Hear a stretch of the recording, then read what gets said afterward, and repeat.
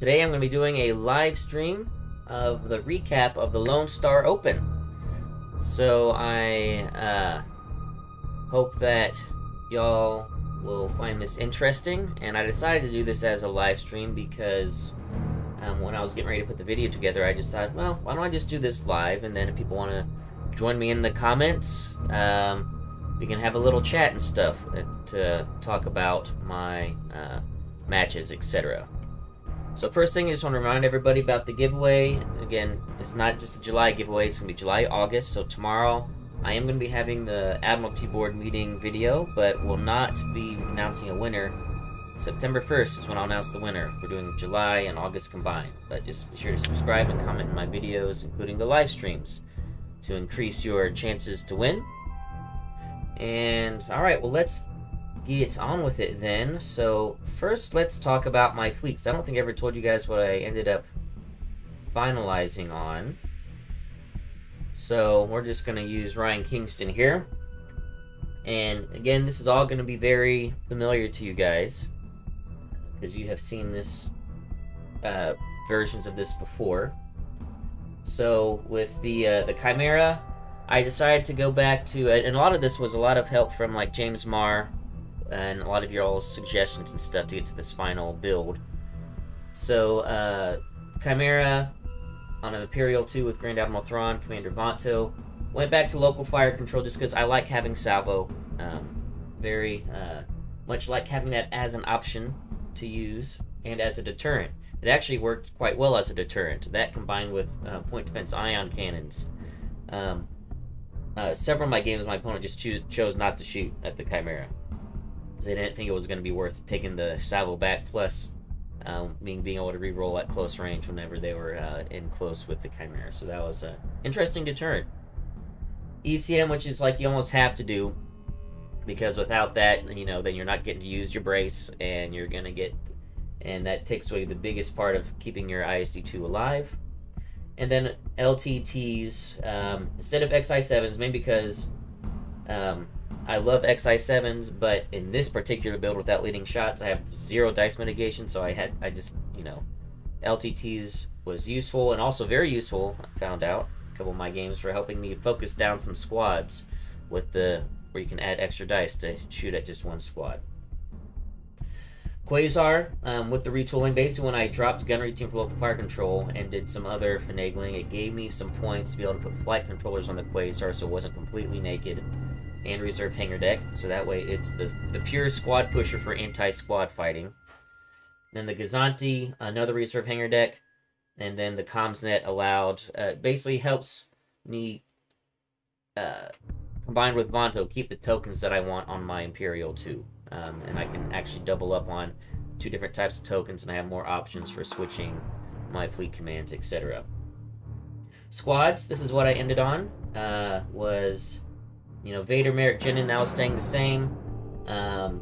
Decided to go with 4 interceptors, and then with the 2 reserve hangar decks, it's effectively 6. That it was very annoying for folks, for me being able to constantly res them, as long as I kept the ships in range.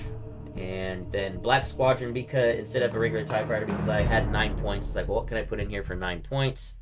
So I went with Black Squadron, and actually Black Squadron was, you know, it died a lot, but it was key in forcing my opponent to have to shoot at it instead of, like, say, Vader, or something more valuable for at least 1 shot, which was very beneficial.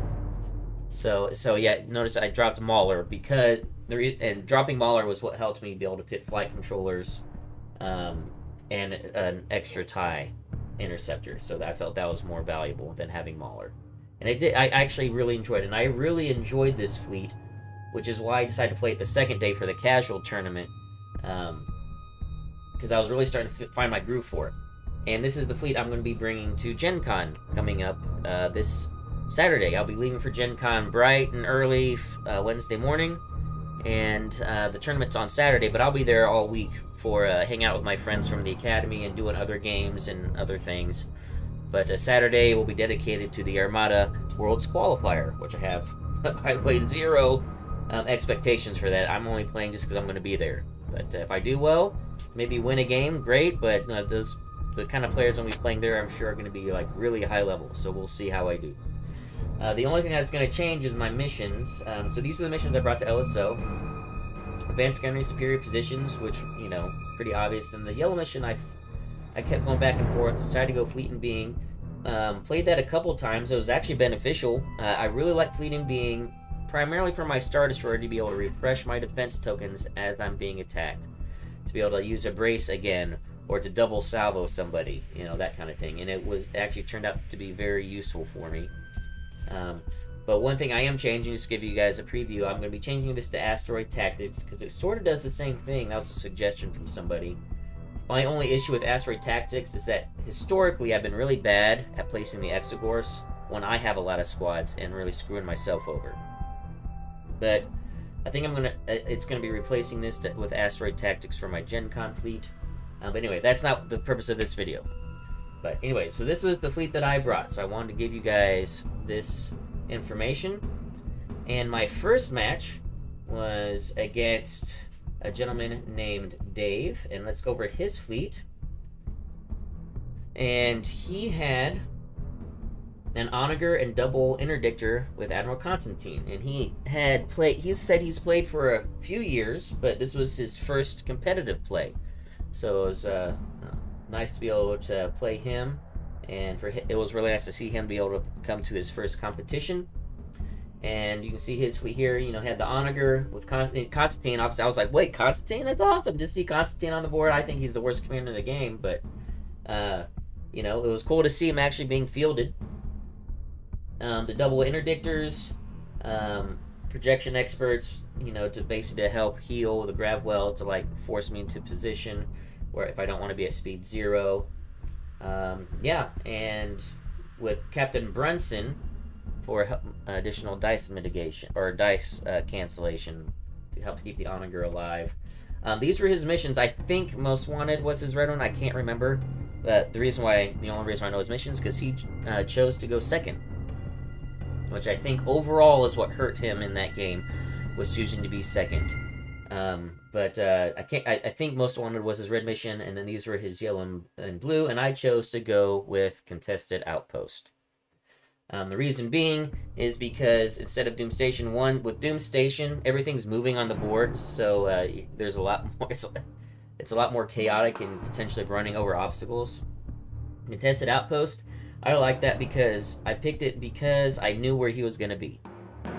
He was going to, whenever he placed the outpost, I was like, all right, well, that's where his fleet's going to be, so that we're, basically, I know where I need to go and where I need to deploy to be able to outflank him, etc. So, let's go ahead and get into the pictures, and I'm hoping I've got this set up right. So, I'm going to go put at the bottom here, just so you guys can remember, kind of like when I do my live stream games, just kind of like what the match is, and then...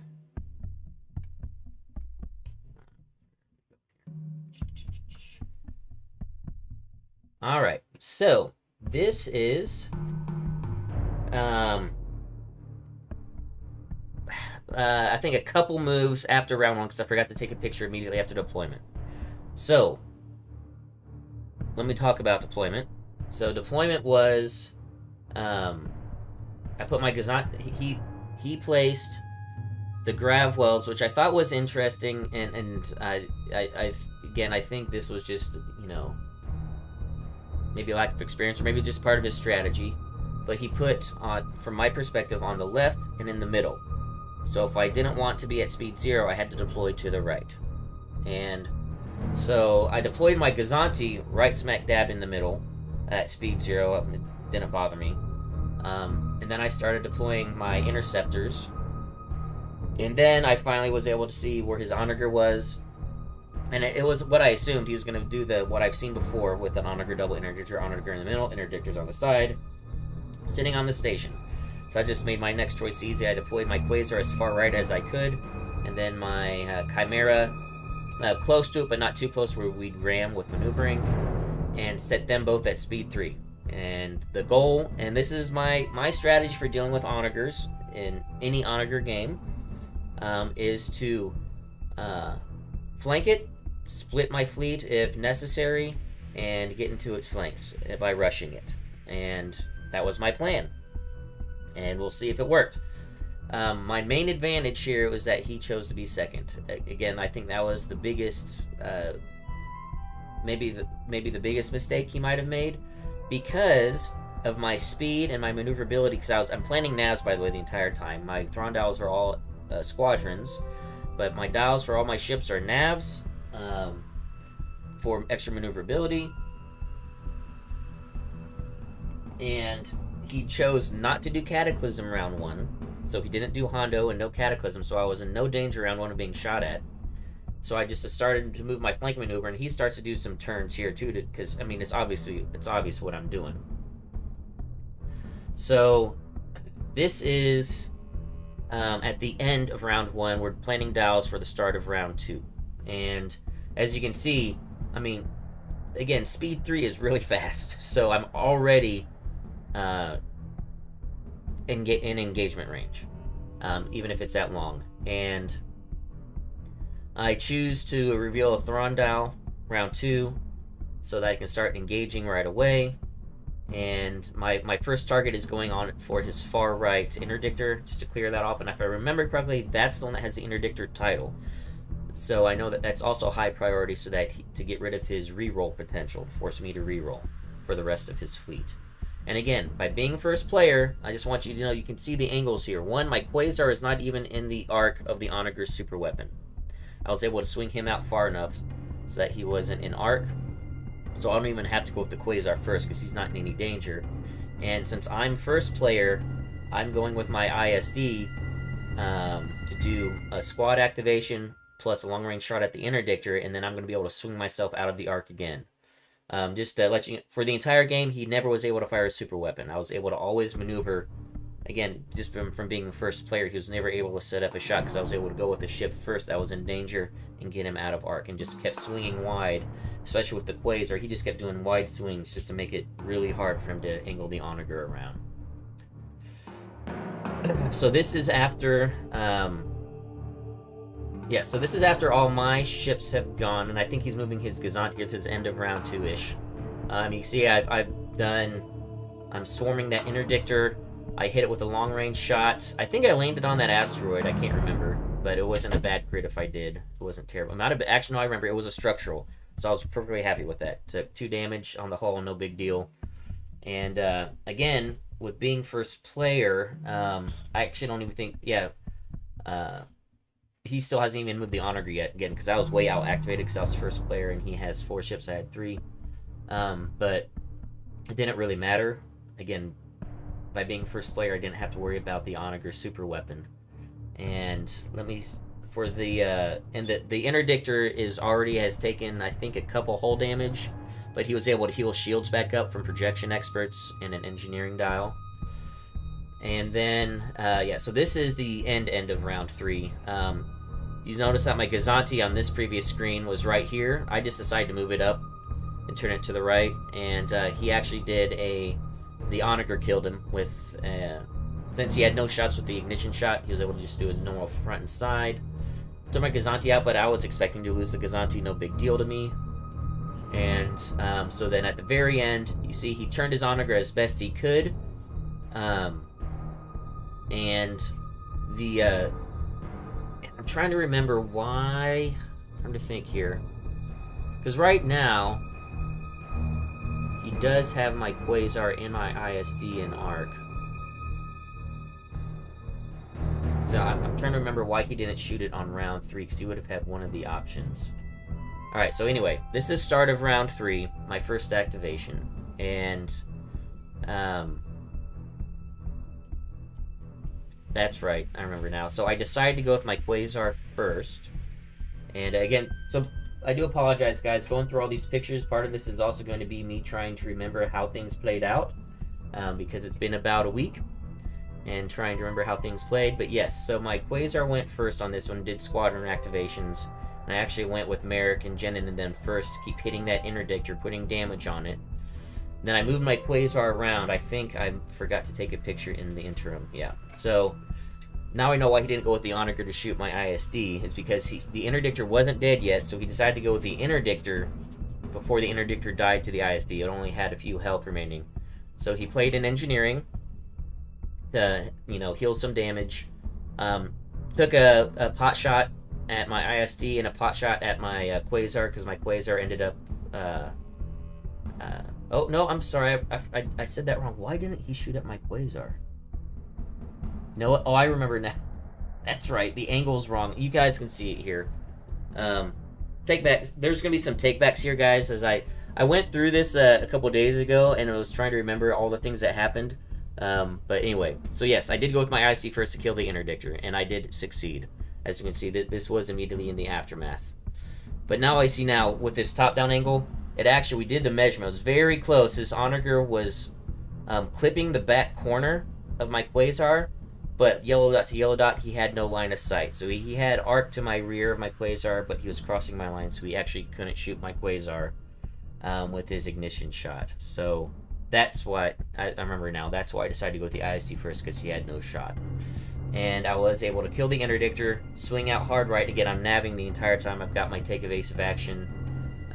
Actually, I think I did entrapment this time, because he was using Constantine to speed me up. He was trying to get me to fly off the board, but I was able to use my nav dials plus entrapment to slow myself back down to reasonable speed so I wouldn't fly off the board, which was very helpful for me, because Rob actually played this guy, and he did succeed in having Rob fly his couple of his CR90s off the board by giving him, by speeding his CR90s up to speed 4, and I don't think Rob had navs planned or something, but I was fortunate to have those fleet commands.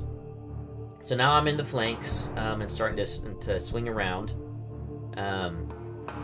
and he went with his onager next, took some pot shots. I was able to salvo back, and again with this turn here, this angle's hard to tell, but he doesn't even have my ISD in arc right here with the super weapon.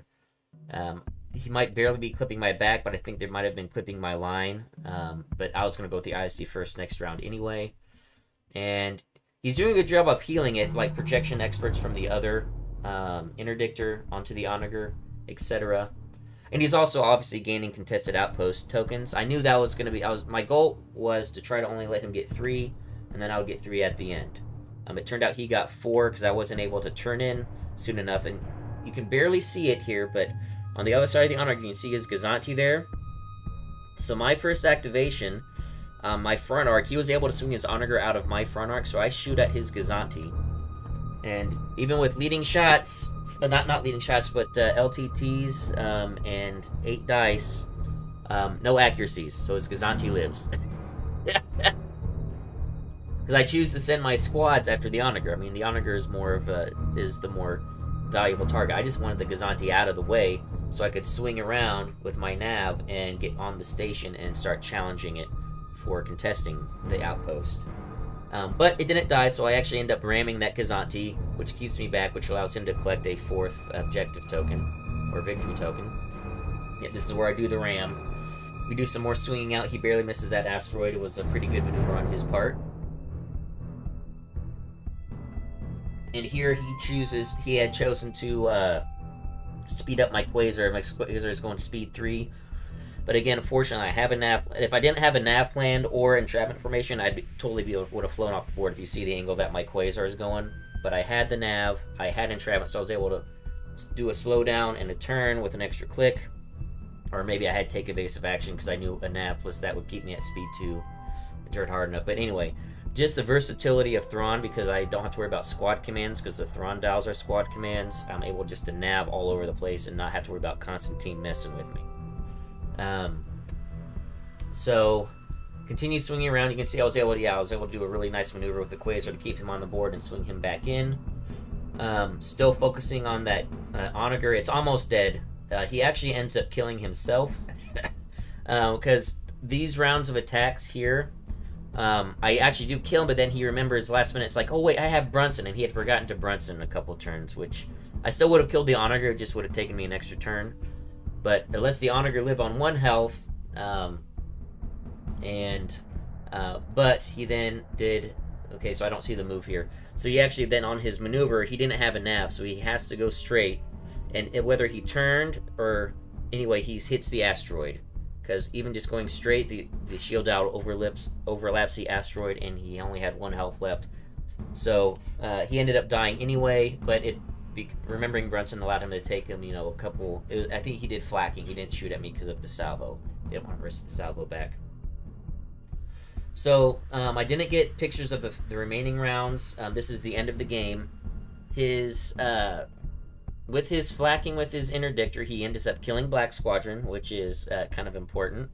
Because I think I had a 214 margin of victory, and you need 220 to get to a 9-2 win break. And Black Squadron is worth 9 points, so that let him live, or letting him not live and killing him with flak put me down to an 8-3 victory instead of a 9-2.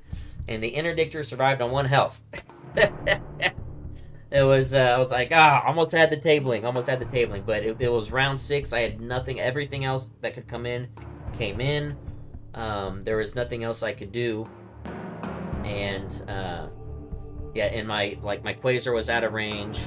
And I did, I did try to bring these interceptors in, but they did, 1 damage and then a miss. But yeah, they're just one more round and I would have gotten him, but that interdictor lived. He was just repping, just engineering, kept it alive. But yeah, it was a really good match, and a good opening match. It was a really good confidence booster for myself. And I was really happy just to have it, where my basic strategy against the Onager actually worked. And actually I was able to put it into practice. And now granted, I do want to, again, preface again, this was Dave's first tournament.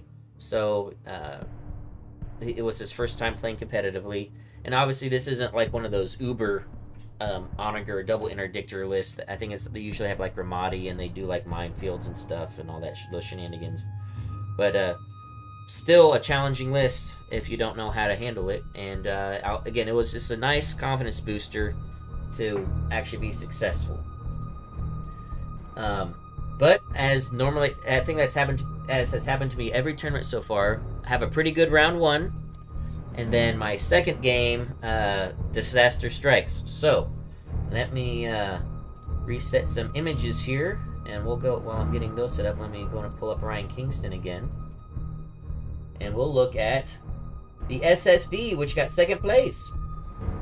This was Matthew Lizzie. Sorry, that's wrong, Matthew. No, Michael Lizzie. That's right. Michael Lizzie had the SSD. And, so you guys can look through his SSD list here. Very anti-squadron build as well, but also just, because it's an SSD, it has quite the incredible damage output as well, which I discovered very early on.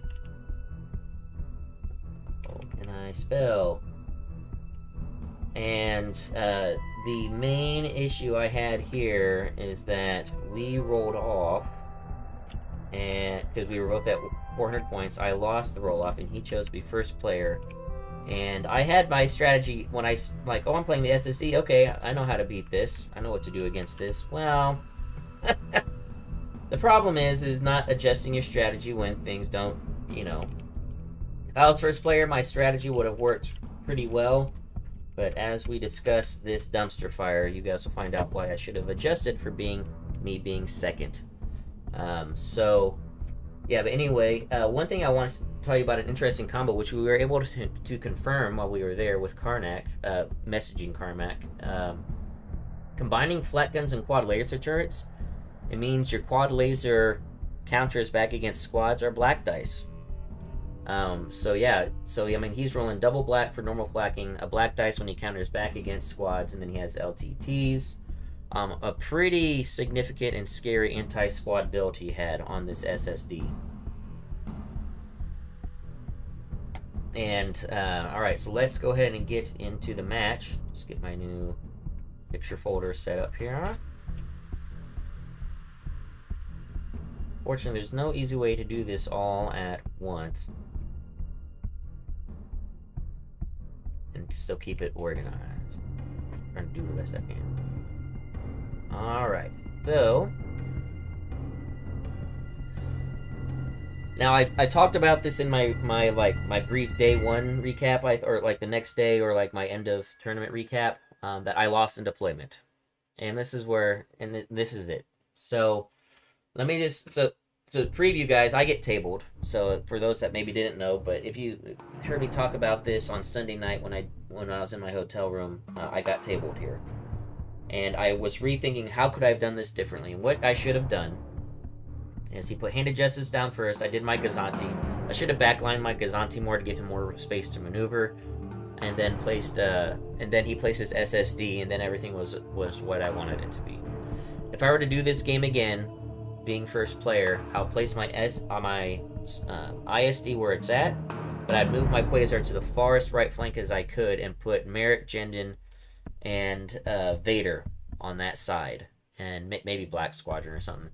And their focus would be to go try to hunt down the Hand of Justice and basically do like a one-on-one match. Hand of Justice and a versus Quasar and squads. And just try to get some points. And then see where he decides to turn if I deploy that way. And I talked with him actually at dinner that night. And like, hey, what would you have done if I would have deployed this way instead? And he says he thinks he would have actually turned towards the Quasar. Which means then my ISD could then get into the rear of the SSD. But that didn't happen. That's just all theory crafting, but that's what I should have done on deployment. Deploying this way, especially being second player, I really screwed myself. A mission was Fleet in Being, by the way, so I have the opportunity to refresh my defense tokens on my ISD. So, now this is where it really all went to hell in a handbasket, and I made another really, really bad choice. Oh, another reason why I lost in deployment is that for the entire tournament, and I deign to do this for all my games, is that I am going to replace a redirect with my salvo. That way I always have my contain just in case. Like a moron, when I came into this game, he had overload pulse. I'm like, oh, he has overload pulse. You know what? I'm going to just remove my contain and replace that with the salvo. Why did I do that? Who cares if he has overload pulse? Crits going to the hall still matter, Ben. And that, it ruined me. And I'll talk about the crits as they come in. That also just devastated me. That also contributed to my loss, was before the game even started, replacing my contain instead of a redirect with my salvo.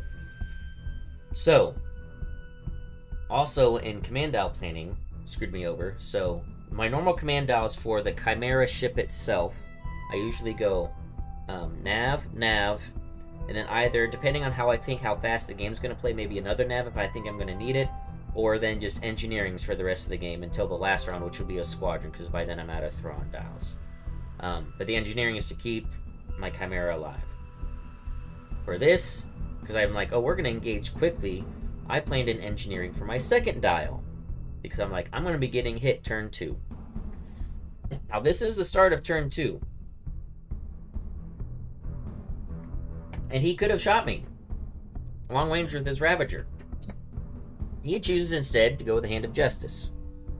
That's like a little, I don't even know, it doesn't matter. So I'm thinking, okay. So he didn't go with the SSD, killing my Gazanti. You can see where my Gazanti's at. And taking a pot shot at me at long range. I'm like, you know what? I'm going to go with, and this is, I was like, it threw me off. And it shouldn't have. It wasn't that big of a deal. I should have gone with my Gazanti, let him shoot at me at long range, and then move in, and then I could have swung around him a lot easier and used my repair to heal myself. Instead, I mean, again, I don't know what I was thinking. I think I was just already like, man, I've lost. After deployment happened, I just saw it. The entire thing happen. I went with my ISD, which was a mistake. Revealed an engineering that does nothing. I already had an engineering token because I had it the turn 1, my Gazanti comp sending me an engineering token, so I didn't need the engineering yet. Again, don't know what I was thinking. And chose not to shoot because I only had 2 dice going out my side. Didn't want to mess with Palpatine yet.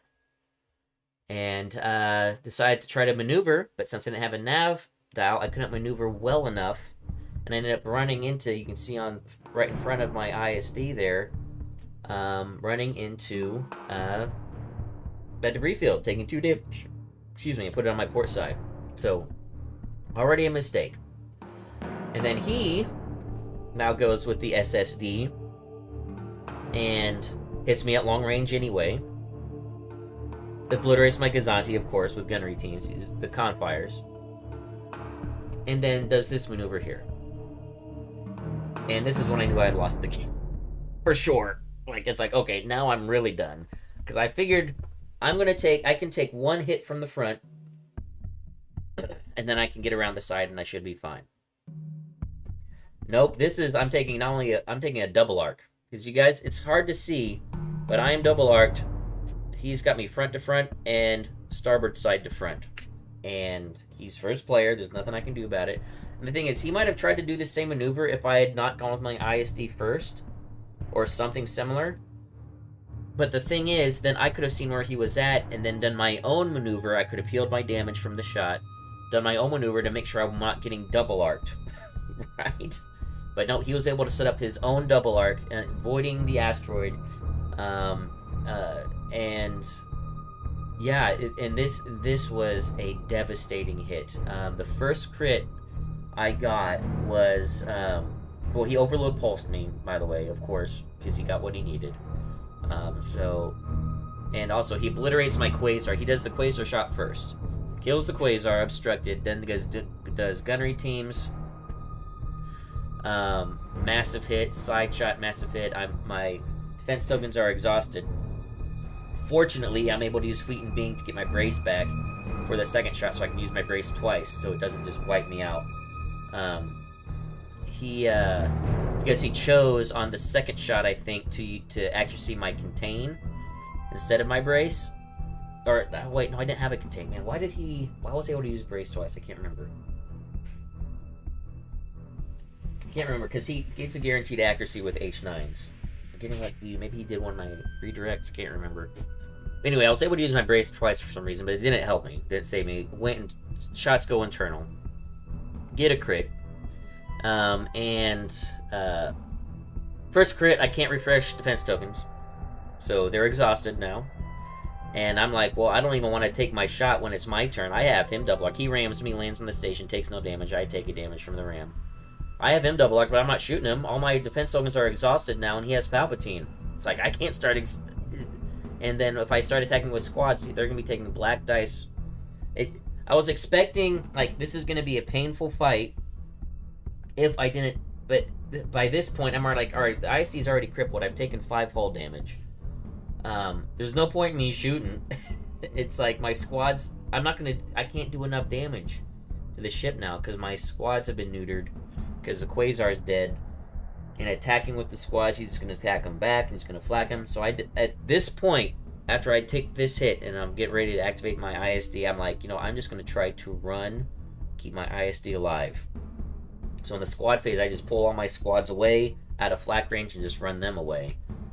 And, yeah, but now I'm trying to maneuver and not be in double arcs and get out of long range or out of close range. Oop, that was messed up with the camera. So this was a maneuver I was able to do turning this way, and it was again, desperation. I'm trying to get... This is 2 reasons why I did this maneuver. One, and by the way, Fleet Command's saving my life here for at least a short period of time, allowing me to, because I'm planning engineerings now. Engineerings are all on the Thrawn, are on my Chimera dials. My Thrawn dials are all squadrons, which are now useless because I decided I'm not going to attack. And but using entrapment and take evasive alternating to slow me down and get me turn better. I have 2 shields on my rear, so I'm trying to turn my shields to where I'm going to be getting hit, and I think I was able to raise and move 1 shield to the right, so the right shields are at 2 now. So this is the shot he's going to get now for round 4. Crit comes in again. This time he gets comms noise. And that one, for those of you who don't know, means that he can change my speed or change my top dial. And since he's first player, haven't gone yet, so he changed my top dial to a squadron, which was an engineering, so now I have a whole round of not healing. Yay. it's just all a disaster.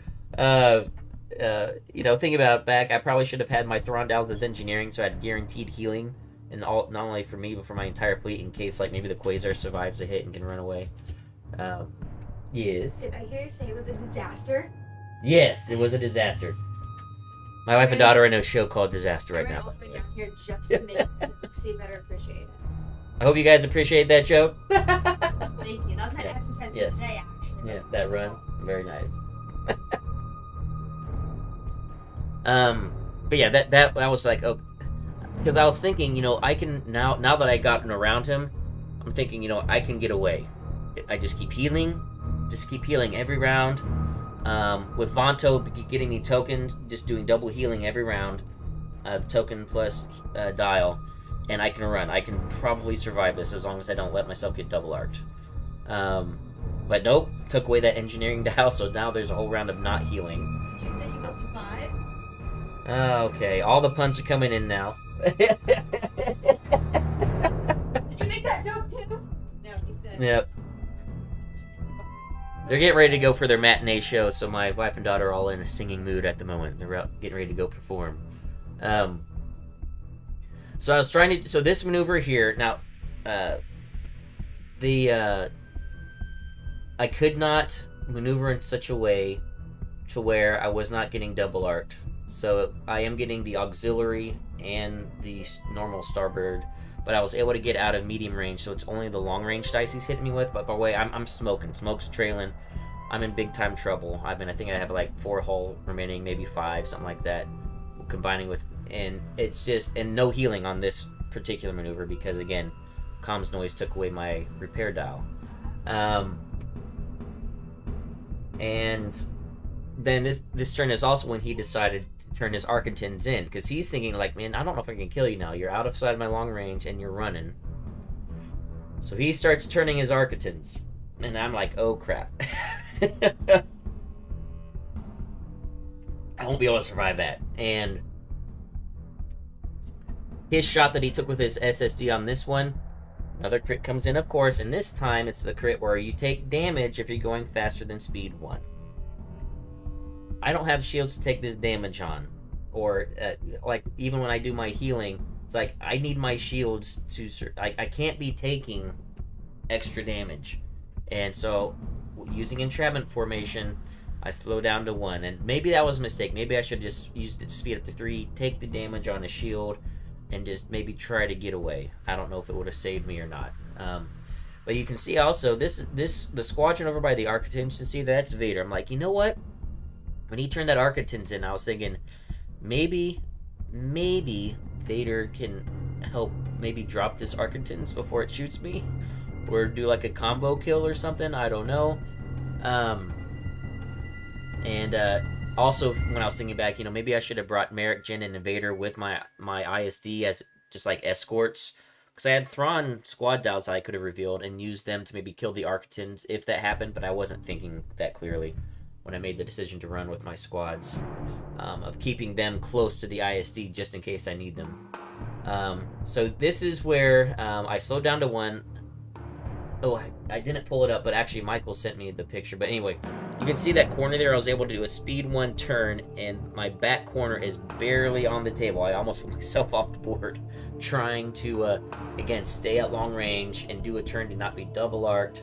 But the problem is here, the Architens set up whatever he wants. The Architens, as you can see, has me double arced. I was able to actually get a damage on the hull with Vader. Vader rolled pretty good in this game for me when I chose to engage with him. And but I think he was able to heal it. I think he had engineering planned. But the Architens has me double arced. But I was able to heal up enough shields where I'm thinking if his red dice roll average, I should be able to live and run away. But his first shot, he went with his side shot first, 3 red dice, no mitigation, 4 damage. Got a double crit hit. I was like, oh gosh. So, I mean, I think I burned my last redirect. And I take 1 damage on the hull, and I think I now have 1 health remaining. And then his front shot, all he needs is 1 damage, and he gets it. And I was just like, ugh, so close to running away, almost made it. But yeah, and that just turned into a 10-1 tabling. It was, and I was also thinking, like, if I could just survive just barely from the Architens hit, not only would I be able to run, but I could potentially, with Vader, with a Thrawn squad activation and my side shot, maybe kill that Architon, so it would be a 9-2. Or actually, if my ISD lives, it would have actually been a much closer game, maybe like even a 6-5 loss, because my ISD was like almost 200 points. But anyway, this was a disaster. Very unfortunate. And again, I think I lost it in deployment. We'll just go back here. One, and I tell myself, and I'm not going to do this in Gen Con, by the way. I'm going to replace my redirect with my salvo.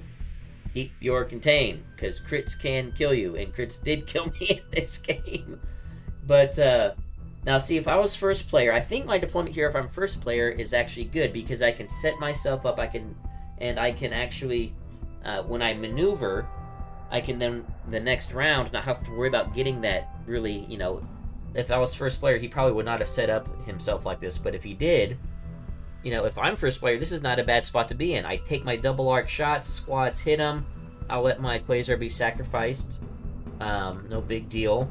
And then swing around. Or I might even choose to go with the Quasar first, knowing that my ISD can take the hit and then move. But anyway, being first player, I probably wouldn't have been in that position anyway. But yeah, this was one.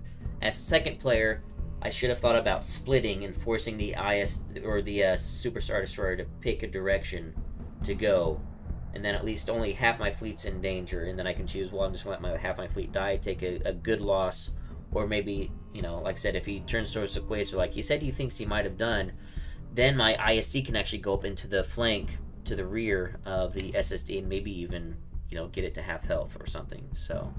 But yeah, that was round 2. So flying high on round 1, and then got humbling experience for round 2. So let's go and look at round 3 for day 1, and I actually played this gentleman twice because we got paired up in the casual tournament as well. And so I think I remembered. I can't remember. I think I remember this was his. He made a couple upgrade adjustments on his fleet for day 2, and I think this was his day 1 because I realized I forgot to take a picture of his day 1 fleet. But I know the squads were the same. I also know that the ships were the same. It's just like he had TI-99, and I think TK's was on the Rex on this one, and Runhawk was on the Gazanti for this one. So this was his fleet, Grievous fleet. Lots of squads. I was actually looking forward to this because my first 2 matches, there was no anti-squad play. I wanted to actually see how my squad did in anti-squad play. So I was really excited, and I was like, this is going to be a pretty furious squad battle, and it was. This was actually both games I played against him were pretty intense squad battles. So very interesting Grievous fleet, and also very annoying Grievous fleet, and I tell you what, Grievous is very annoying to play against. And let me get the pictures up for this next round so we can start talking about it.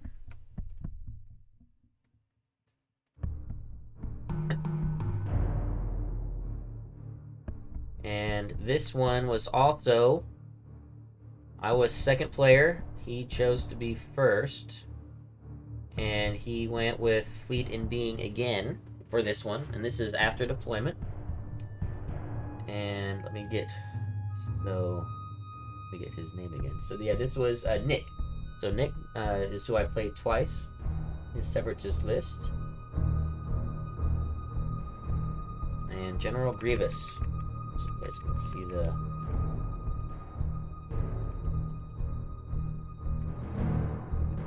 So with this deployment here, especially with me deploying first, he way out deployed me. So there's no way I was gonna be able to use squads to try to see where he was gonna go, because he could do the same thing. He actually had 10 squads, and I had 8. So there's no way. So I decided I'm not even gonna bother with squads. So I just deployed my fleet in a formation on the side of the board, and like, this is gonna be my formation. I picked a strategy of what I wanted to do. I wanted to be on the flank to make it more difficult for me to get surrounded, and then just see where he sets up, and then just adjust like that. So I just deployed all my ships right away. I didn't even try. I actually deployed my Quasar first on the far right, then my ISD, then my Gazanti, and then all my squads. And Again, to do like a flanking formation, flanking maneuver, because there wasn't even a point to try to get cute in the deployment. And so for this one, I you know, especially after I saw deployment, I wasn't quite sure who my primary target was, because I really needed to see how things played out first. So, you get ready to head out? Yep. All right. Y'all break some legs. We will. Love you guys. Love you. So, and I knew that the squad battle was going to be kind of intense. So it's like I didn't want to overcommit with the squad battle. Again, because with all of the squads that he has, than all the squads I has, it's one of those, person who gets to do the counterpunch will do more damage. So I wanted to be very careful with my squad deployment and my squad movement on this one as well. So this was after, I believe this, yeah, this was after round 2. I'm actually moved up pretty quick, and then I did like a slowdown. But as you can see, I'm keeping my squads back. This is kind of a bad picture to see, but I actually have Black Squadron right in front of the Quasar, kind of like tempting. It's like, come on in and kill Black Squadron to leave room for your bombers. Hit my Quasar, trying to bait him in, and then I could, but he didn't take the bait. And based on how he did his maneuvering here, I start thinking, you know, I think Grievous on the Munificent is going to be my primary target now. I'm thinking I might go after the Recusant, because it has more firepower, but based on the way that he kind of slow rolled his Recusant a little bit, I'm thinking I don't know if I'm going to have the arcs I need and the opportunity to go after the Recusant, but Grievous is in a prime position to be attacked by my squads and by my ISD eventually. So this is where I mentally make the decision that Grievous is my primary target, just kill the Munificent. And hopefully win the squad game. So this is round 3, or round 2, I mean, midway through, and he had chosen, or this is actually near the end of round 2, I believe. He had chosen to come in and engage, and it might have been round 3. I'm start of round 3. Sometimes it can get confusing which one's where, but he comes in to do some engagement and tries to kill my Gazanti. So my Gazanti is the one that's like in the fur ball there. You can see there, up to the right side of the Recusant. So that's where he made his initial strike, was try to kill the Gazanti. And yeah, that's right, this is round 3, the Munificent's already turned. But my Gazanti miraculously lived. He rolled really bad. really, really poor rolling on his part with his bombers and a couple tri-fighters. And then the Recusant took a long-range shot and didn't get an accuracy. So I was able to... Gazanti is, I think, it's on 1 health right now. But the fact that it survived means that he focused that damage away from my primary ships, and the Gazanti lived and was able to jump through. Did some flakking before it did that maneuver to get on the other side of those squads, so I was able to do some blink damage. But that also meant that I was able to do some counterpunch hits with my interceptors, and was able to get some kills. And you'll notice that this, I think this was actually after my counterpunch hits. Yeah, because you'll notice an interceptor on the back of the Quasar and an interceptor that's sitting off here by itself. Because I think the 2 interceptors died in my initial counterpunch, and then he hit me back. You know, because, you know, we both don't have squads activate all at the same time. We alternate, like 4 and then 4, etc. But I was able to use reserve hangar decks to bring my interceptors back after they had already attacked. So it was very efficient with their attack, their death, and then their resurrection. And also, we're now just in full engagement mode. Right before this happened, though, when he then put all of his other squads in engagement, I was able to hit his Munificent Grievous with Jendon, Merrick, and Vader.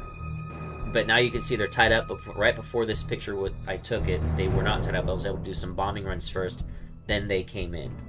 And Black Squadron was able to absorb, actually, it took 2 shots to kill Black Squadron. So it absorbed 2 shots that could have gone into Merrick or Vader. So, again, I think this is round 5. I forgot to take pictures in round 4. As you can see, there's a lot less on the board. I definitely came out on top of the squad battle, but you can notice I've got a lot of squads missing as well. This is a very close game. Although you could say, quote-unquote, I won the squad battle, sort of. But I was able to take out Grievous, because as you saw, where even though he had thermal shields, he was being, you know, focused down by my ISD I was able to kill enough squads with like going with the Quasar first, using interceptors to get squads that were locking down Vader and Merrick. That way they were freed up for when my ISD went, for my ISD to do bombing runs and then do a hit. And was able to take Grievous out and kill even more squads. And the Recusant, as you can see, he swung out wide. And because he swung out wide, that's when I was like, well, there's no way I'm going to be able to kill it. Because I can see, right now is round 5. I can't turn fast enough, so I'm just like, I'm not even going to bother with the Recusant. I'm just going to consider killing Grievous a win, try to get this last Gazanti killed, and kill off the remainder of his squadrons. And as you can see, I was able to wipe his squads. This is the end of the game. Again, just the speed of defenders is amazing. Vader was able to fly over and kill that hyena that was trying to run. That was on the station in this previous picture here, as you can see. And so yeah, I was able to take out the last Gazanti too. So it was just a Recusant that lived. I think it was a 276 to 91. Lost all of my cheap squads in my Gazanti, but not that bad. You know, only 91 points for those. My expensive squads lived. Of course, my 2 larger ships lived. So this is a 7-4, I believe. Or was it an 8-3? I think no. This was also an 8-3. So yeah, I went 8-3, 10-1, 8-3. But that wasn't enough. My 10-1 was such a devastating loss. It wasn't enough to put me up to the top 8 to make the second day. So I needed to make the SSD loss a good loss, then I could have actually had a chance to make the second day. But a 10-1 was just brutal. But the way they did it this year, your ticket included a second round day. Either you're playing in the top 8 or you're playing in the casual tournament, which I think they need to do that way, so that way you don't have to buy an extra ticket to play the second day. But so I thought it was really cool that the way they organized it this year, so that you're guaranteed to play 2 days. And so I was able to play in the casual tournament. So let's move on to the casual tournament for my first match. So the rules were you could bring a new fleet. You didn't have to do the same fleet again if you didn't want to. I had brought, do I still have it on Kingston? No, I deleted it. But I had planned to do, before I traveled, to do a Mati double Kuat Demolisher, or not Demolisher, but a Gladiator with 7th Fleet Star Destroyer. I had expanded launchers on all 3 ships, just completely inefficient, just for not have to worry about squad complications. But I was having so much fun and feeling so in sync with my fleet. Now I was like, I don't want to stop playing this fleet now, so that's why I decided to keep playing my Thrawn list. So day 2, this is Matthew, who had an Ozzel Architens fleet with some really, really heavy-hitting squads. You can see there he's got Decimators, Mornaki, Vader, and of course Tell and Soontir, that annoying combo. But yeah, a really interesting like MSU-style fleet. And for this one, he had the choice, and he chose to be first player, and he chose superior positions from my list, which I was very fine with. No problem at all. I like doing superior positions as second player, of course. And this one, again, you can see his Architens. He has different admirals on here just to make things interesting. He's got Krennic on one, and then he's got Nita on the other, with TRCs, etc. So, but and those Architens can throw out a lot of firepower at range, but he also has a lot of firepower in his squads. So it's one of those where I needed to be careful to make sure that I didn't get into a grudge match with his squads, because his squads are heavy. They take, those Decimators are 8 hull. It's a lot to chew through. And I don't want to give, Vader free reign. So this was also where I needed to be careful with my squads to make sure that I didn't get them in a bad spot. Because I was confident I could win the squad battle if I was smart about it. So let's go ahead and get into the match. And so this was after deployment. Again, superior position, so I was able to see where he deployed. And he did like a spread formation, because obviously he had no idea where I was going to be. And so, again, I really like, whenever I'm playing a match, unless I'm kind of forced to be in the middle or I think it's going to be advantageous, I like playing on the flanks because it helps prevent people from getting into my flanks, regardless of the list I'm playing against. I like being, even if, I don't even know where my opponent's going to be, sometimes I'll just pick a corner and start there. That way, it's harder for people to get around to my sides. So, again, decided to be at an angle to come on in, and I decide to slow roll this game. I'm only like speed 2, I think, or speed 1. I do eventually go speed 0 for a round with one of my ships throughout the game. But, and then, again, this is one where I'm trying to be very careful and coy about my squads because I don't want to get tied down. You'll see after round 1. This is end of round 1, start of round 2. You notice I slow rolling, only speed 1 on my ships. My ISD actually was at speed 2, so I can actually keep my formation intact. But then keeping my squads back and out of range of his engagement. The only exception is have black squad in between the Quasar and the IC up front, in range of his ships, see if I want to just tempt him to come in and attack black squad. So that I can do the counter punch. And then again, he's like starting to do his circling with his Architans. So this is midway through round 2. I do some more positioning here. This actually might be start of round 3 because I decided now. My Quasar's at speed 0. I did slow my Quasar down to speed 0. I move all my squads up to screen it. That way, I also did it kind of as attempting this, because when I did speed 0, the squads weren't there protecting it. I was also trying to tempt him to like maybe jump up with Vader, to like, oh, speed 0 bombing run. But that would have obviously let Vader just die really fast. Didn't take the bait, of course he didn't. He knew what he was doing, and now I have my squads in front of the Quasar to protect it more. But you can see he's playing coy with his squads too. He doesn't want to, because he knows that it'd be dangerous to come into me too fast. But because it's set up the way that where I'm now in range where I can actually now hit him with a full alpha strike with my squads. Now he has a choice of, well, what does he want to do? He's first player. So you can see he's got this Architans ready to go. We both had to use the restroom, so he hadn't made that move yet. But he does that move with the Architans, and then I decide now it's time for me to strike. So I go with the Quasar first, speed it up with the Nav. But it's a squadron command, obviously, on the Throndal with token, so I send in black and all 4 of my interceptors to start waylaying on people. And I'm able to drop a... So you see the 2 on the left here. This is me going after Tel while staying out of Soontir's range. And almost killed him. Almost got Tel in just with 2 interceptors. And then I decided to go after Morna. That's that far right decimator you see on the asteroid. That's Morna Key, fully obstructed, so I decided to start working on Morna. And did some good damage to her as well. And then I was able to send in Vader and Merrick to help. And when did I kill Tel? Was able to kill Tel rather quickly. I think he's still alive. Yeah, he's still alive. Trying to remember the order that I killed things. Oh, that's right. Okay, so I'm not attacking Morna yet. So right in front of those interceptors on my right side, so you can see in this picture here, that is Morna on the asteroid, but there was also a decimator sitting there. And so I was able to kill a decimator first. I decided to go after that first because it didn't have a brace and was not obstructed.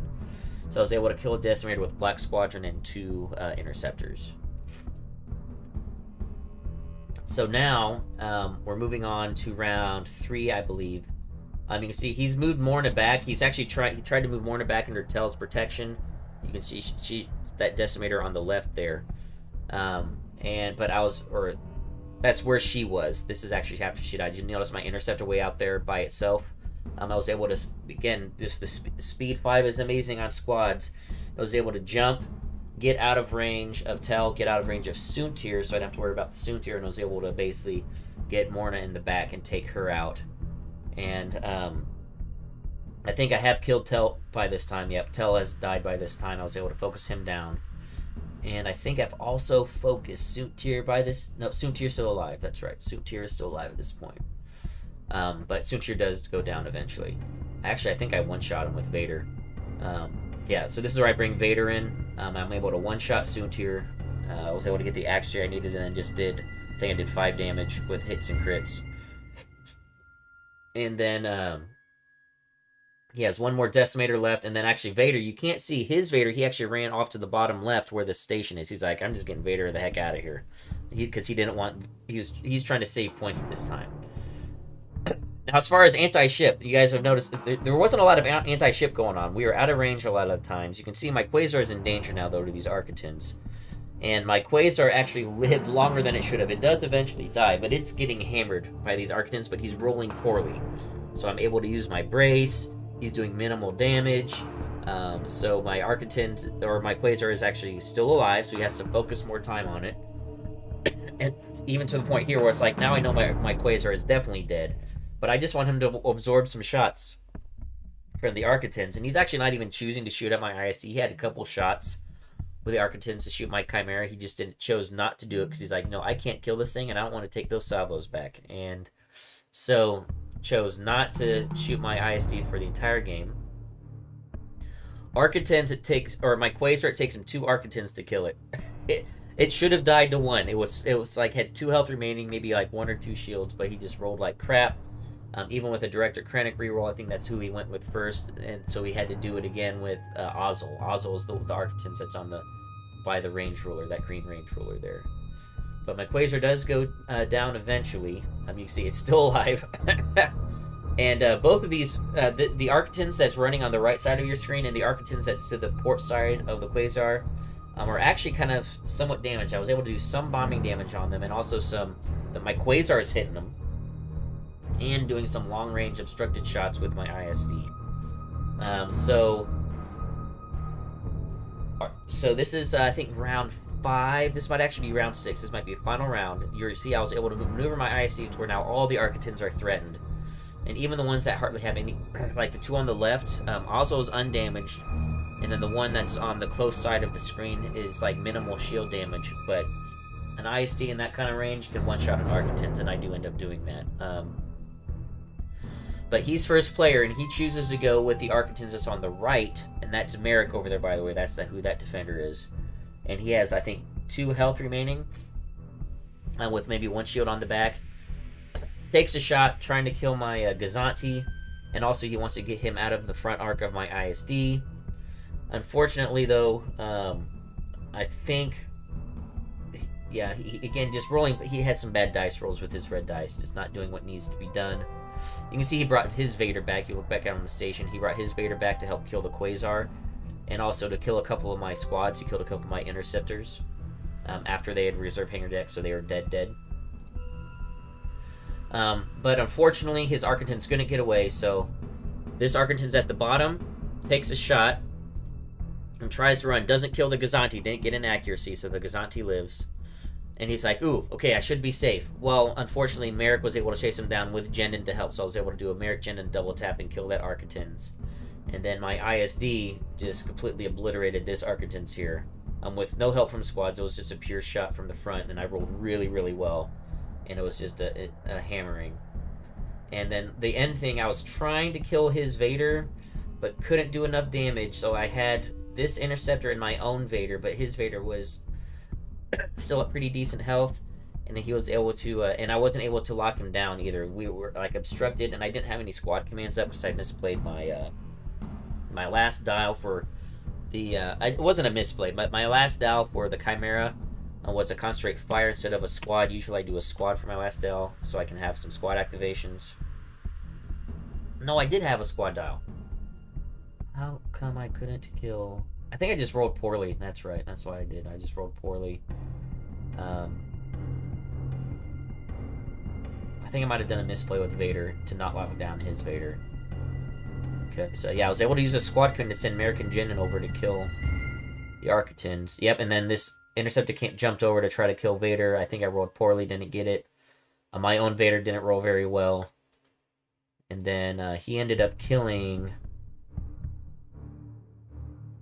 I think he killed this last Interceptor of mine, was able to run Vader, or Vader, I just couldn't do enough damage to kill him.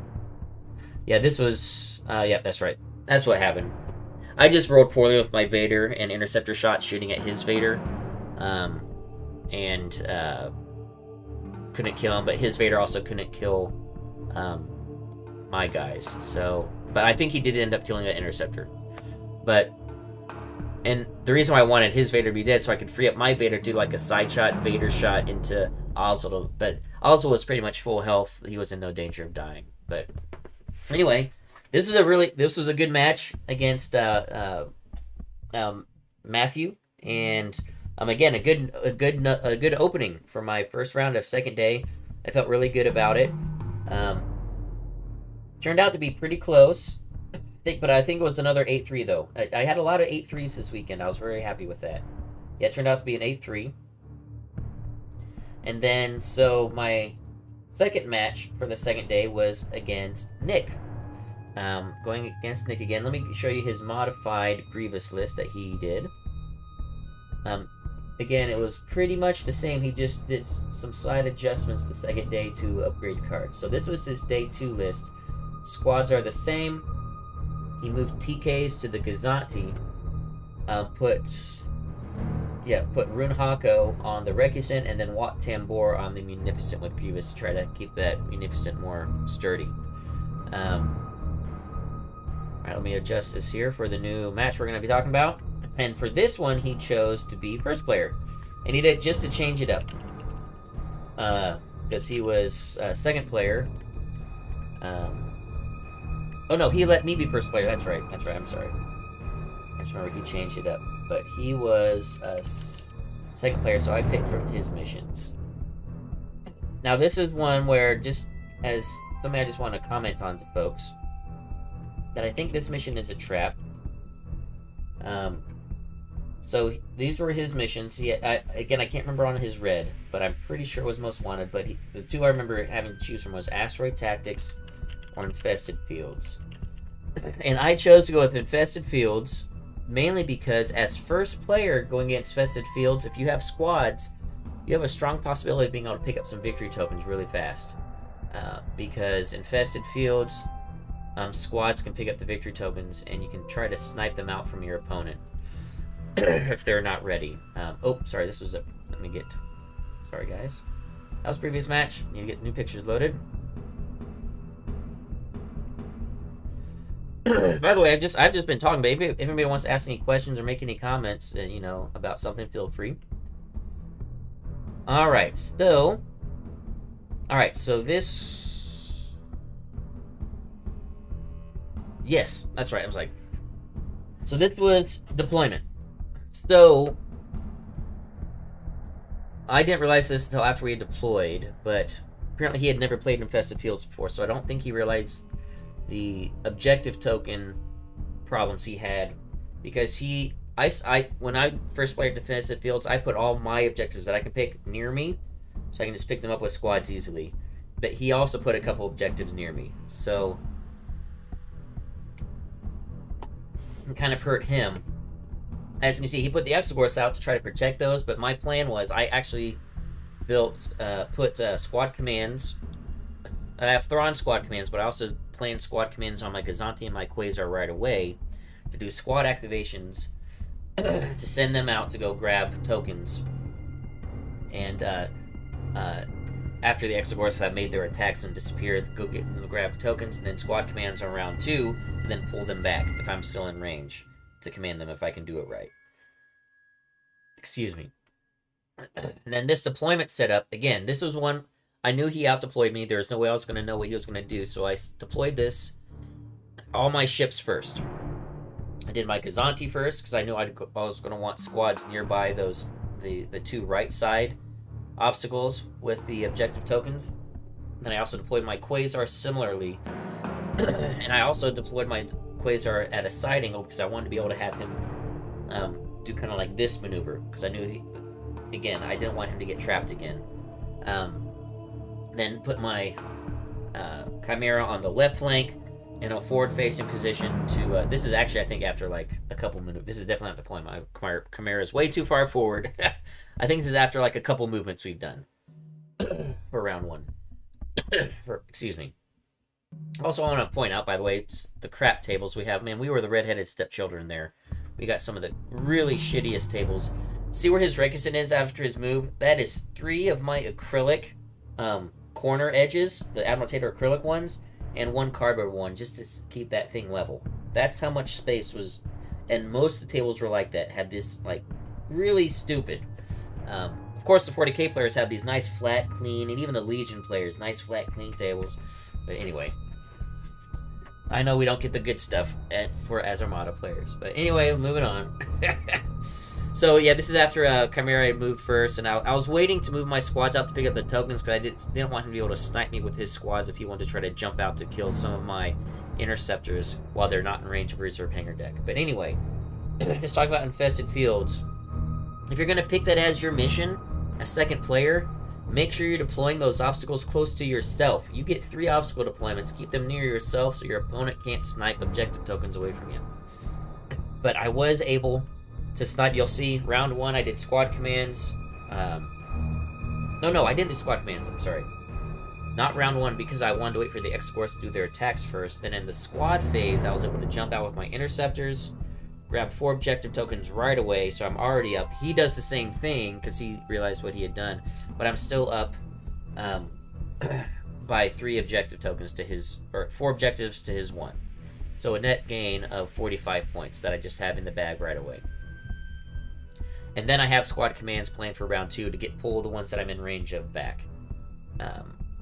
So I do make a mistake for my overall strategy.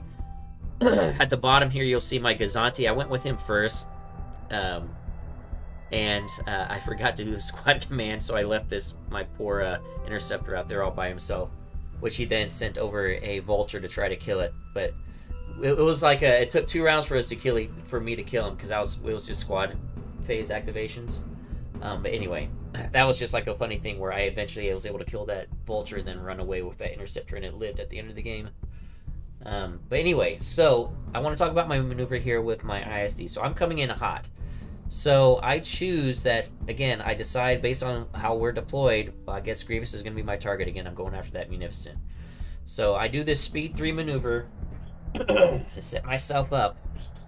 And I believe this is the end of round 3, or start of round 3, I mean. But you can see I've got myself set up with a nice double arc into the Munificent. And in a really good spot to lock into Grievous. And again, my squads I've got clustered. I pulled them back from gathering their tokens. They're now in a position to be clustered. The only problem is I misplayed Jenden because I needed him to relay to pull some interceptors back so they didn't get hit by Exogorse. So Jenden is not in range of the Chimera. But Vader and Merrick are, and I kind of I could have had a more, I guess, robust win on this match if I would have made a different choice, which I think I'm making the choice here. You notice he has a vulture sitting in front of his Recusant to try to protect from bombing. So in the squad phase, so actually it's end of round 2 I do this. I use Vader in the squad phase to, using his rogue, kill that squad, keeping him ranged to be activated by my Chimera. And then I choose to do bombing into the front of the Recusant. So, actually, guys, I'll be right back. I need to run to the restroom real quick. And this is the nature of doing live streams, so I'll be right back, folks. Sorry about this delay.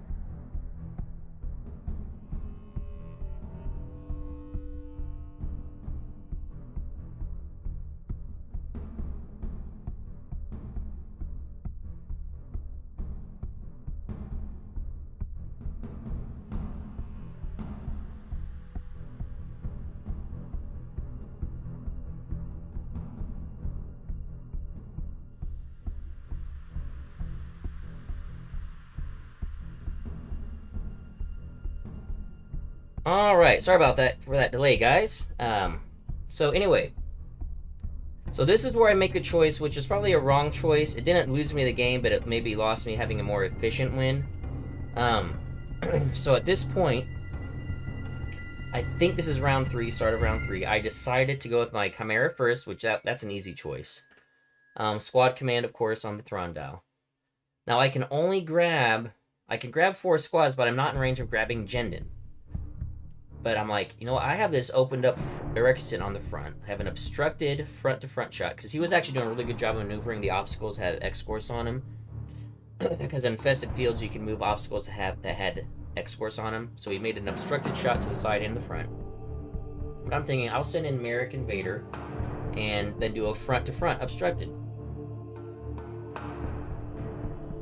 See if I could get a good enough hit. And I should have known better. There's no way I was going to drop that Recusant with 1 shot with only 1 Merrick Vader. If I had the double tap of Vader, maybe I could have done it, because I actually did end up doing 3 hull damage to him. But even with an extra Vader, wouldn't have killed him. And by making that choice, by exposing Vader and Merrick like that, instead of using Vader and Merrick and maybe like a Black Squadron and an Interceptor to go after his squads, it meant that he then had a round of his Recusant, of his untouched squads, to then go headhunting on my expensive ones. And so this game, I lost the squad battle. So our first game against each other, you could say I won the squad battle, but it was a Pyrrhic victory. This game, he won the squad battle because I made this choice.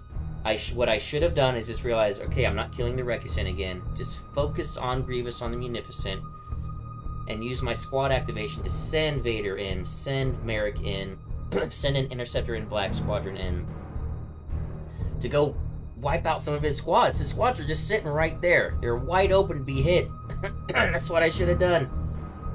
I don't know what I was thinking. It was just a poor decision, or an inefficient decision. Fortunately, it didn't cost me the game, but it almost did. But I could have wiped out probably 3, maybe even 4 of his squads, even maybe like an ace using Vader and Merrick. So that's what I should have done, and just focus my double arc on the Munificent. I just did a side shot into the Munificent for this round, for this initial activation. After my maneuver, you can see I then set up a perfect setup to where it almost guaranteed that Grievous was going to die, and he did. Where I now have double arc into the Munificent, and he's not double arcing me. That was not planned, not having the double arc against me. I was just wanting to double arc him. But his front arc is actually splitting my ship just barely, so he can only shoot me once. And he has no room to maneuver. He's just going to keep ramming me. And he has that Gazanti there that can't get by me, so I'm going to use that I eventually use that as a backstop to keep me in place, so I don't lose my double arc for the rest of the game. But as you can see, all of his squads are still alive because I made the poor choice of not using Vader and Merrick to attack his squads instead of doing a bombing run. You can see Black Squadron's in there. He was very inefficient with his shot. Didn't kill even a basic vulture. I think I did 1 damage to a basic vulture. But yeah, this is what kind of sealed the deal for me in the anti-squad battle. So Recusant comes in. Quasar survives. Quasar shot at the Recusant, or Recusant shot at the Quasar. Didn't kill it. And I think I've lost Vader. I think he focused Vader down and killed him with his squad activation. Yeah, I think that's what happened. So Vader's dead. You can notice Black Squadron is also dead. One thing that he didn't do, which I'm actually, I just want to make a comment. You notice, like I talked about earlier, how that Vulture and my Interceptor on the far right screen there, how we kind of just kept attacking each other. I kill him in the squad phase of this round, and then they be able to run him out the next round after that. He never placed an Exogorth on this debris field to kill my Interceptor, and I'm surprised. My Interceptor's on like 1 health, I think, right now, by this point. So, just as a thought, if you're watching, I probably should have at least 1 turn placed an Exogorth on the opposite side of that debris field so he doesn't attack your Vulture, but it's enough to where he probably kills my Interceptor. Or at the very least, like, does a damage if I was on 2 health, but activates me, so then your Vulture can kill me, or anything like that. But who knows what 11 points would have done. But anyway, just throwing that comment out there. But anyway, Quasar survives Recusant's Patriot Switch shot. It was a very poor shot. I think he did not get an accuracy, so I was able to brace. which was key. But squad battle, I'm already losing. I'm in trouble. But his Grievous is in trouble because he's now double arced with an ISD2 that next turn I can choose to ram this Gazanti, which I do choose to do, and go back to where I am. So even though I'm taking thermal shield shots half health, he can't thermal shields twice because then he'll have to burn his brace. Of course, he's thinking that he's going to get it back when I kill squads, which is true. Which, actually, remember now, that's what he did. He thermaled both my double arc shots, assuming he's going to get his brace back. And he's choosing not to shoot me, by the way, because he doesn't want to take the salvo, and I have PDIC, so he is not shooting my ISD. He has elected not to do that. And, but now that his brace is gone, I now have an activation order thing where I want to make sure that I don't kill anything before I kill Grievous so he doesn't get his brace back. But you also see that my Quasar is in trouble. So my Quasar is now running for its dear life, trying to get away desperately. And miraculously it does. You can see it's now pulling away. And after it does, I decided to, as you can see, I decided to go with my Quasar first. I think this is round 4. With the speed 3 running, I am now barely out of long range of the Recusant, so he has no shot. So it's like, oh, I think my Quasar might live now. I don't think he'll be able to catch him. And then he's able to kill my Gazanti, and then does this turn maneuver because he feels like I have to go to the corner, so he's trying to preempt me from around 6 to try to like catch me like I'm going like this. He tries to like cut my line. I think that's what he's planning on doing, which is the right play because he won't catch me in a straight chase. Excuse me. So I am then able to you see his Gazanti's moved. I then am able to kill Grievous. Again, you see bottom left, my Quasar is now running to the corner. As you can also see, my squads are very light. And that's because I was losing, again, by choosing to do that, pointless bombing attack against the Recusant as opposed to just trying to wipe his squads out with my aces. That caused me to lose the squad battle. But I was able to kill some of his squads. I think I killed maybe half his squads. While losing all of them eventually. That interceptor sitting there does eventually die.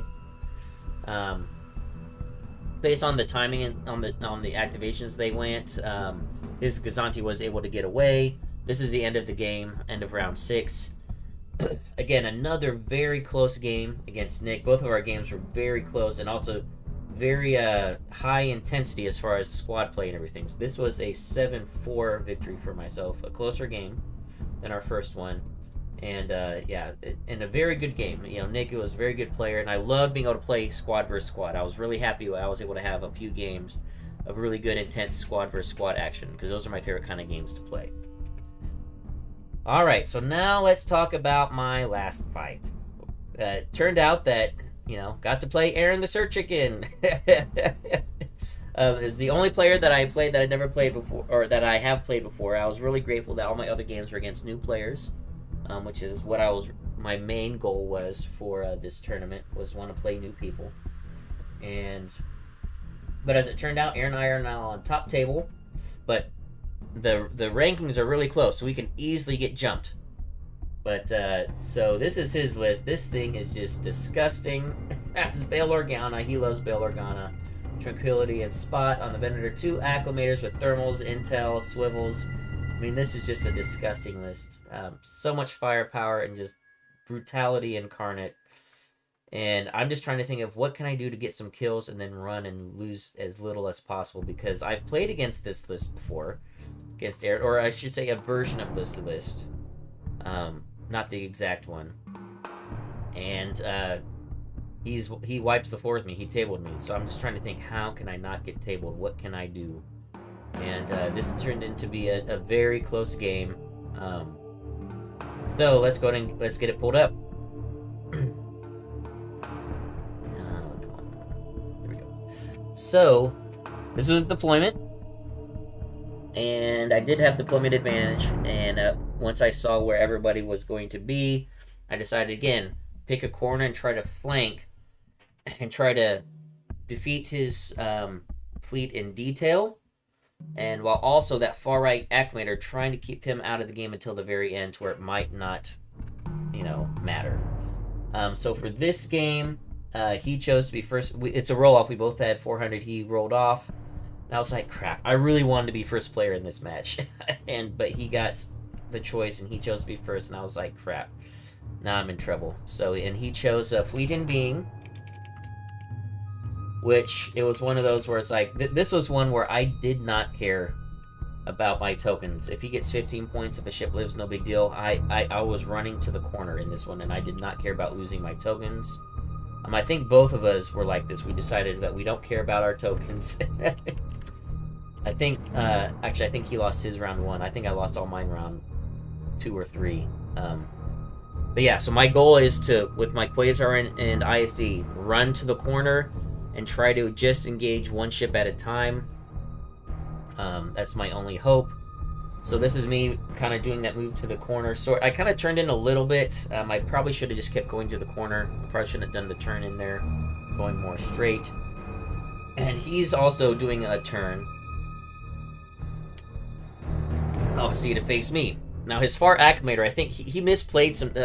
We were both. I mean, this was game 6 of 2 days, and we were both kind of really tired, exhausted.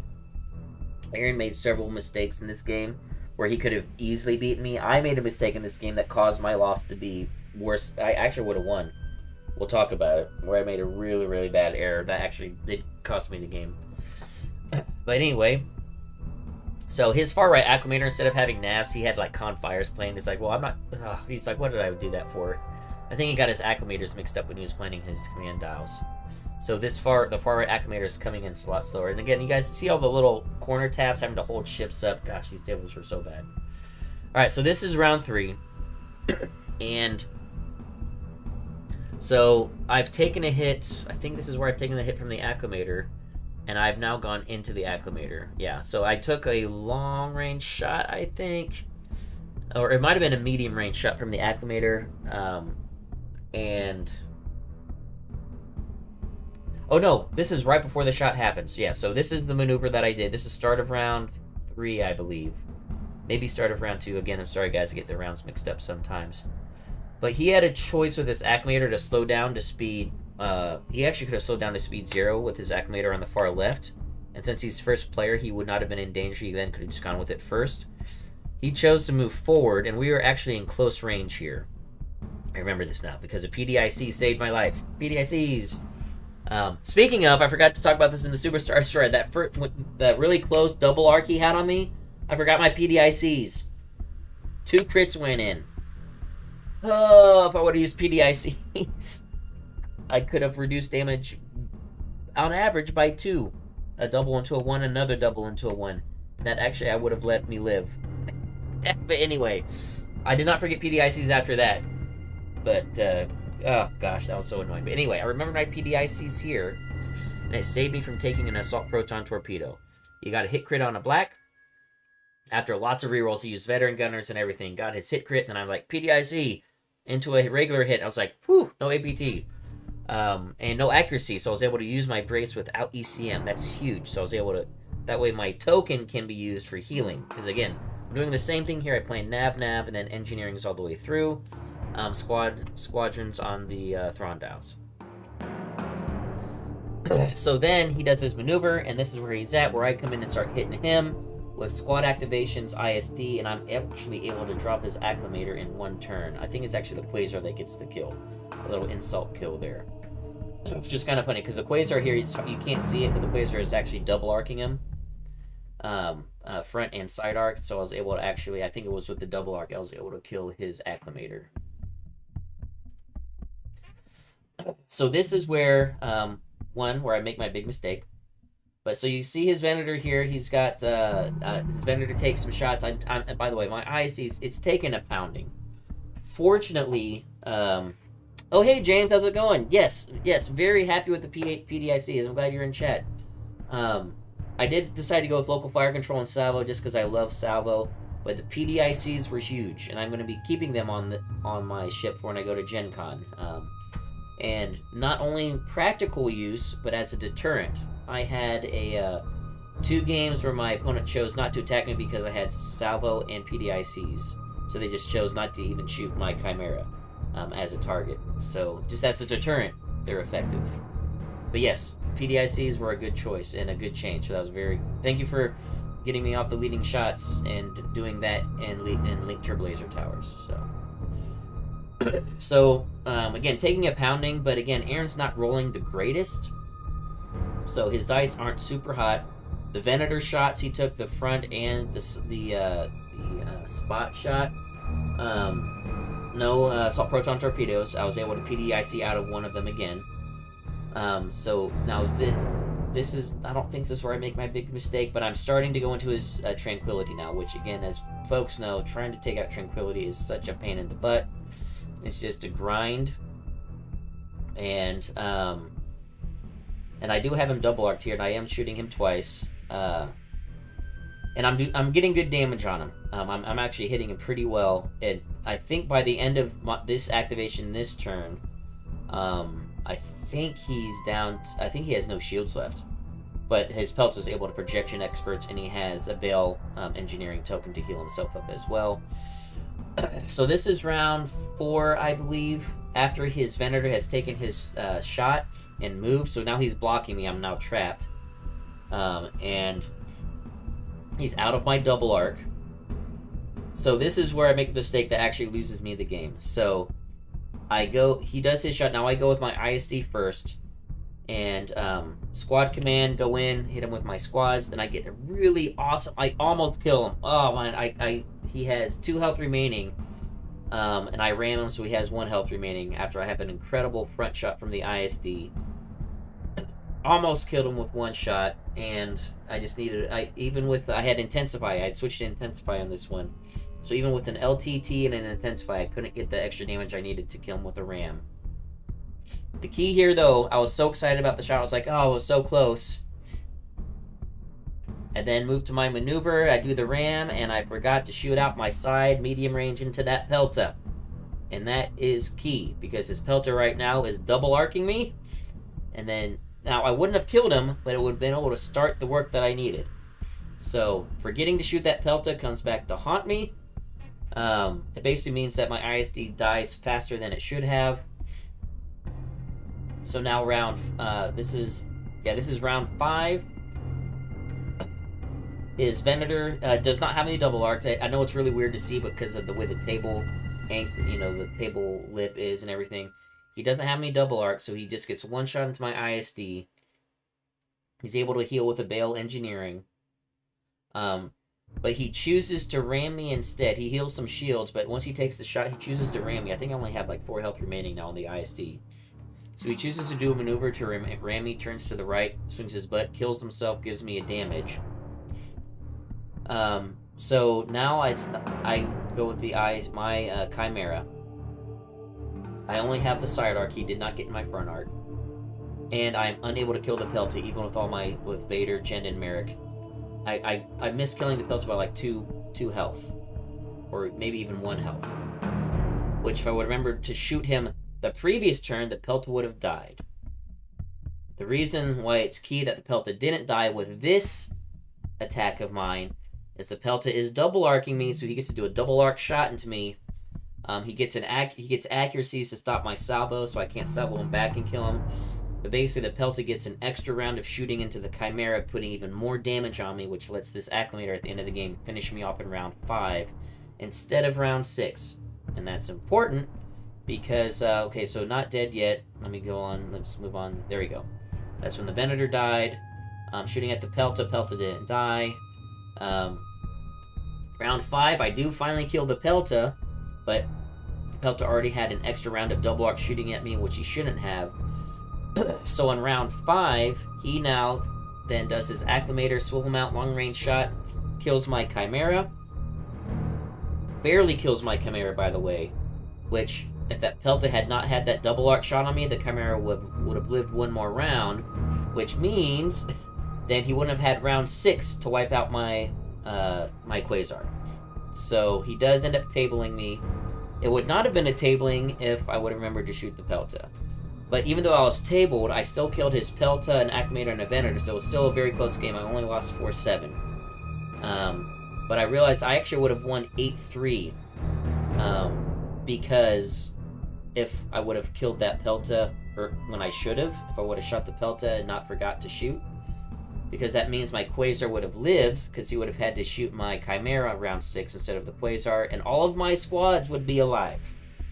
So Quasar plus squads plus Gazanti, it's a little over I think it's like 202 points that he would not have gotten, and I got, let's see, what was it?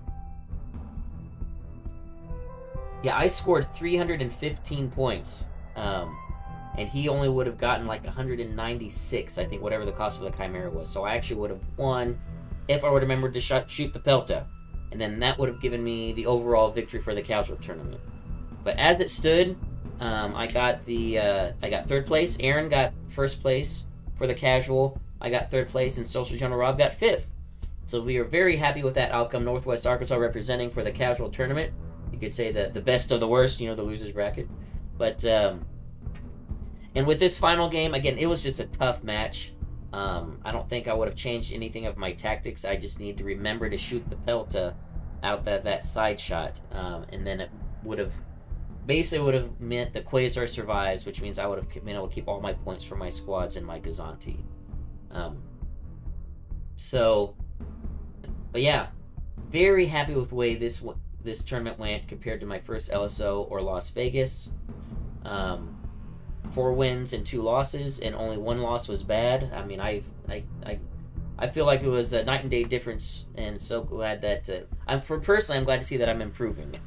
If you keep playing and you're not improving, it's like, well, what are we not learning? So I'm glad that I'm actually learning things.